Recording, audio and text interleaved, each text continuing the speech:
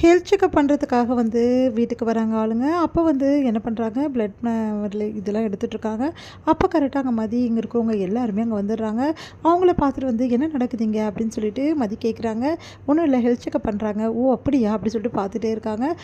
சரிங்க சார், உங்களுக்கு மட்டும் ஓகேவா சார், வேறு யாருக்கும் என்ன எடுக்க வேண்டியது இருக்குது அப்படின்றாங்க.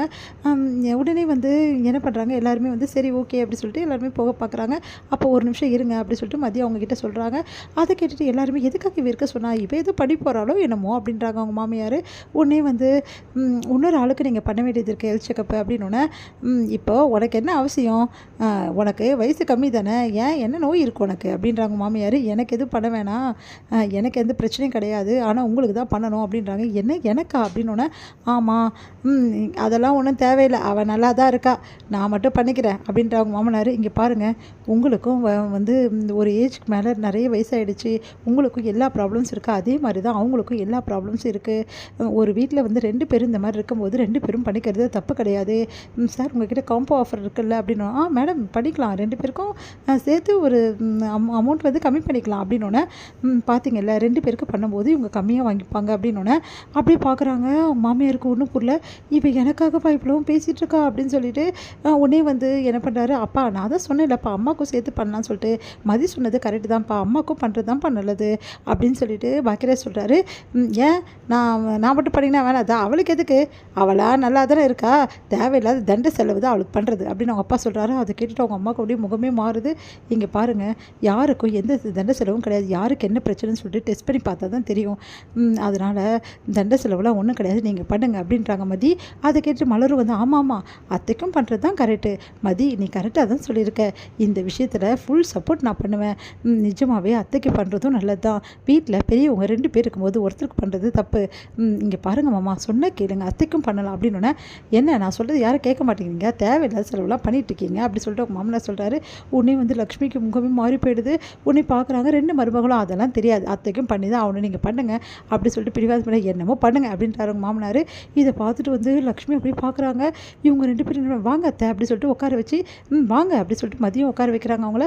சரி இவங்களுக்கும் பிளட் சாம்பிள்லாம் எடுத்து இவங்களுக்கு என்ன ப்ராப்ளம்ஸ் அதெல்லாம் செக்கப், ஹெல்த் செக்கப் ஃபுல்லாகவே பண்ணுங்கள் சார் அப்படின்றாங்க. சரிங்க அப்படின்னு சொல்லிட்டு செக்கப்லாம் பண்ணுறாங்க. பண்ணிவிட்டு சரிங்க சார், இதோட ரிப்போர்ட்ஸ்லாம் நான் அப்புறமா எடுத்து உங்களுக்கு கொடுத்துறேன், இல்லை வாட்ஸ்அப்பில் அனுப்பிச்சிட்றேன் அப்படின்னு சொல்கிறாங்க. சரிங்கன்னு சொல்லிட்டு கிளம்புறாங்க. மதி அப்படி பார்க்குறாங்க, மலரையும் பார்க்குறாங்க, லக்ஷ்மி அப்படியே பார்த்துட்டே இருக்காங்க. இப்போ இங்கே பாருங்க அத்தை, இதுக்கப்புறம் எந்த பிரச்சனையும் இல்லை, ரிப்போர்ட் வந்துடும் பார்த்துக்கலாம், நீங்கள் ரிலாக்ஸாக இருங்க அப்படி சொல்லிட்டு 2 பேர் சொல்லிட்டு போகிறாங்க. இதையெல்லாம் பார்த்து அப்படியே யோசிக்கிறாங்க. மதி இப்படி சொல்லிட்டு போனதை பார்த்துட்டு அப்படியே லக்ஷ்மி யோசிச்சுட்டு இருக்காங்க. அப்போ மலர் வராங்க.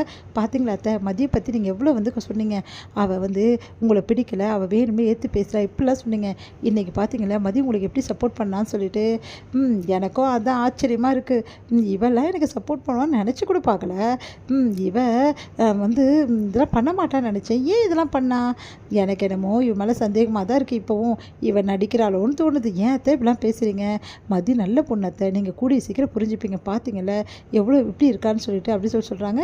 இதெல்லாம் பார்த்து சுரேஷ் ஆச்சரியமாக பார்க்குறாரு. இவ்வளோ இது எங்கள் அம்மாவுக்கு பிடிக்காது, இவளுக்கு எப்படி இதெல்லாம் பண்ணுறா அப்படின்னு சொல்லிட்டு அப்படியே யோசனையாக இருக்கார். உடனே பாக்கியராஜ் உண்மையிலேயே மதி இப்படி பேசுது எனக்கே ரொம்ப சந்தோஷமாக இருந்தது அப்படின்னு சொல்கிறாரு.